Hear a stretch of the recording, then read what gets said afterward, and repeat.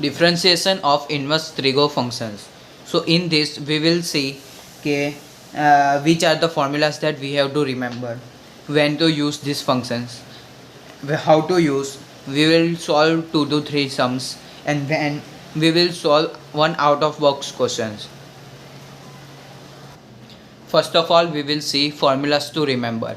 So there are total 6 formulas, but if we remember only 3, that's enough, because differentiation of sine inverse x, which is equals to 1 upon under root 1 minus x square, and differentiation of cos inverse x is just same, but we have to add negative sign. Same here, differentiation of tan inverse x is 1 upon 1 plus x square, and same differentiation of cot inverse x is negative sign of 1 upon 1 plus x square. Differentiation of sec inverse x is equals to 1 upon x under root 1 minus x square. એ જ રીતે કોસેકનું પણ સેક જેવું થશે, ખાલી negative sign આવી જશે. સો હવે આપણે જોઈએ કે વેન ટુ યુઝ ધીસ ફોર્મ્યુલાસ. તો વેન ટુ યુઝ ધીસ ફોર્મ્યુલાસ, સો જ્યારે પણ આપણે સમમાં ઇન્વર્સ ફંક્શન્સ આપ્યા હોય ત્યારે આપણે આ ફોર્મ્યુલાસ યુઝ કરવાના. જેમ કે ઇન્વર્સ ફંક્શન એટલે sine inverse x, cos inverse x, tan inverse x, and many. સો આવા ફંક્શન્સ આપ્યા હોય આપણને સમમાં, ત્યારે આપણે આ ઉપરની ફોર્મ્યુલા યુઝ કરવાની.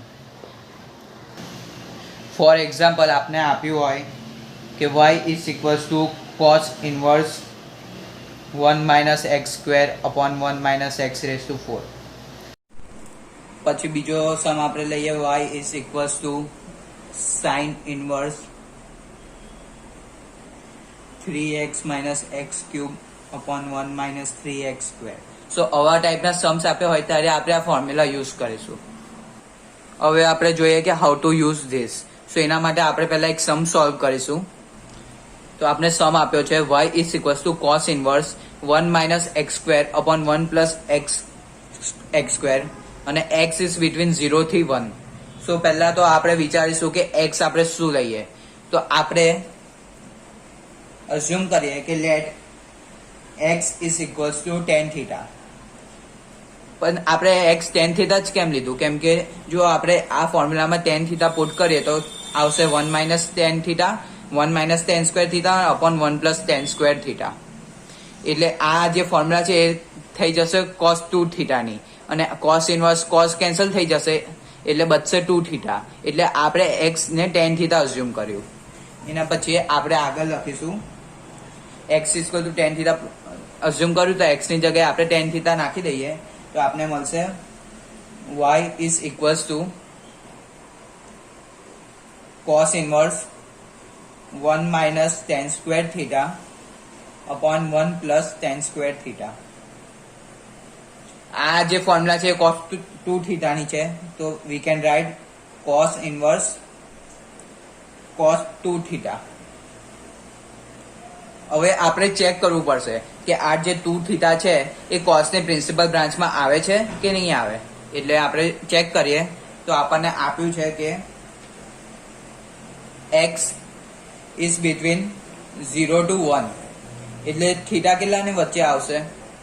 થીટા આવશે 0 થી π/4 ની વચ્ચે આવશે. આપણે 2 થીટા જોઈએ છે એટલે આપણે અહીંયા 2 ને મલ્ટીપ્લાય કરી દઈશું. એટલે આપણે 2 ને મલ્ટીપ્લાય કરીએ એટલે મળશે 2 થીટા. અહીંયા 0 આવી જશે ને અહીંયા આવી જશે π/4, π/2. અને આ પ્રિન્સિપલ cos ની પ્રિન્સિપલ બ્રાન્ચમાં આવે છે એટલે આપણે cos ઇન્વર્સ cos ને કટ કરી શકીએ. એટલે આપણે આગળ લખી શકીએ ઇઝ ઇક્વલ્સ ટુ 2 થીટા, અને આપણે અહીંયા ખબર છે x is equal to tan theta, એટલે થીટા શું થઈ જશે? tan inverse x. એટલે આપણે અહીંયા થીટા ની વેલ્યુ મૂકી દઈશું એટલે આપણે ફાઇનલ આન્સર મળશે 2 tan ઇન્વર્સ x. આપણે હજુ એક સમ સોલ્વ કરીએ. તો ક્વેશ્ચન છે કે y is equals two sec inverse 1 upon 2x square minus 1, x 0 અને 1/√2 ની વચ્ચે છે. તો આપણે હવે x શું લઈશું? કે સેક ઇન્વર્સ અને સેક આવે, જે બંને કટ થઈ જાય અને પછી થીટા બચે. તો આપણે x is equals to cos theta assume કરીશું અને આપણે ખબર છે આપણે x ની જગ્યાએ કોસ થીટા ની વેલ્યુ પુટ કરીશું. તો આપણે મળશે y is equals to sec inverse 1/2 cos square theta minus 1. હવે આ જે 2 cos સ્ક્વેર થીટા માઇનસ 1 છે એ થઈ જશે 1 is equals to sec inverse 1/cos 2 theta અને 1/cos એટલે સેક ઇન્વર્સ સેક 2 થીટા. જો આપણે x cos થીટા અઝ્યુમ કર્યું એટલે આપણે ફાઇનલમાં આવ્યું સેક ઇન્વર્સ સેક. એટલે હવે આપણે જોઈશું કે 2 થીટા આની પ્રિન્સિપલ બ્રાન્ચમાં આવે છે કે નહીં આવે. એટલે આપણે આપ્યું છે x ઇઝ બિટવીન 0 થી 1/√2. તો થીટા કેટલાની વચ્ચે આવશે? તો થીટા આવશે π/4 થી π/2 ની વચ્ચે. પણ આપણે હવે જોઈએ છે 2 થીટા એટલે આપણે 2 ને મલ્ટીપ્લાય કરી દઈશું એટલે આપણે મળશે π/2 2 થીટા π/2 થી π ની વચ્ચે, જે આની પ્રિન્સિપલ બ્રાન્ચમાં આવે છે. એટલે આપણે we can write is equals two 2 theta.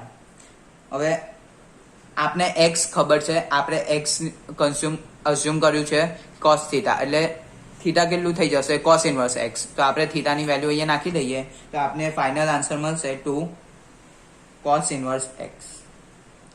So this is the way we have to solve these types of sums. Now we will see one out of box question.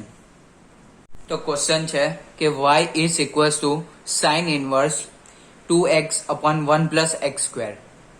હવે આપણે કશું આપ્યું નથી કે x કેટલાથી કેટલાની વચ્ચે છે. તો હવે આપણે કેવી રીતના કરીશું? તો આવી સિચ્યુએશન આવે ત્યારે આપણે ડાયરેક્ટલી લખી દેવાનું કે x બિલોંગ્સ ટુ r. એટલે હવે આપણે જોઈએ આપણે અહીંયા x શું અઝ્યુમ કરીશું? તો આપણે અહીંયા x કરીશું tan થીટા, કેમ કે આ જે ફોર્મ્યુલા sin 2 થીટા ની આવી જશે, sin ઇન્વર્સ sin કેન્સલ થઈ જશે. એટલે આપણે let x is equals to tan theta, x belongs to r. So theta કેટલાથી કેટલાની વચ્ચેથી આવી જશે? -π/2 થી π/2. પણ આ પ્રિન્સિપલ બ્રાન્ચમાં નહીં આવતું, એટલે આપણે આટલું લખી શકીએ કે સાઇન ઇન્વર્સ સાઇન 2 થીટા. આ 2 થીટા સાઇન 2 થીટા કેમ આવ્યું? કેમ કે આ tan થીટાની વેલ્યુ પુટ કરી દીધી એટલે એનું સાઇન 2 થીટા આવ્યું. આ બે કેન્સલ નહીં થઈ શકે કેમ કે આ ટેનની પ્રિન્સિપલ બ્રાન્ચમાં નહીં આવતું. હવે આપણે જોઈએ ફોર x ગ્રેટર ધેન 0. સો થીટા થઈ જશે 0 થી π/2 ની વચ્ચે. હવે 2 થીટા જોઈશે એટલે 2 થીટા એટલે મલ્ટીપ્લાય બાય 2 કરી દઈશું એટલે આપણે મળશે 0 થી π ની વચ્ચે. એટલે આપણને dy upon dx મળી જશે 2/1 plus x square.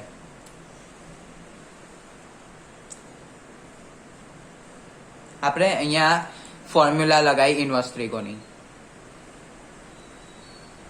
હવે આપણે જોઈએ x is between -1 to 1. એટલે થીટા કેટલાની વચ્ચે આવી જશે? થીટા આવી જશે -π/4 થી π/4 ની વચ્ચે આવી જશે.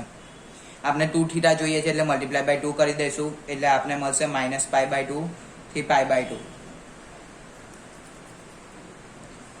હવે આપણે જોઈએ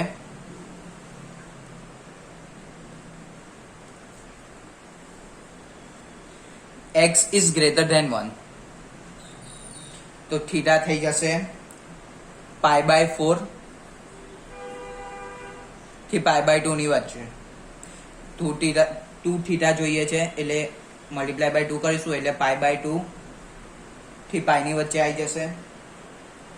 હવે આપણે π-2 થીટા જોઈએ એટલે આવી જશે π/2, 0 થી π/2 ની વચ્ચે આવી જશે. એટલે આપણે મળશે dy/dx is equals to d/dx sin inverse sin π-2 theta.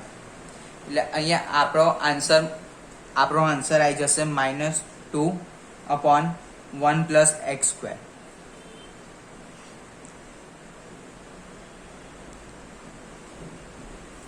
હવે આપણે જોઈએ x is less than -1, so theta will be between -π/2 થી -π/4, એટલે 2 થીટા થઈ જશે -π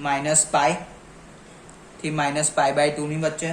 હવે આપણે π + 2 થીટા જોઈએ, તો આપણે π ને એડ કરી દઈએ એટલે આપણે મળશે અહીંયા 0 અને અહીંયા મળશે π/2,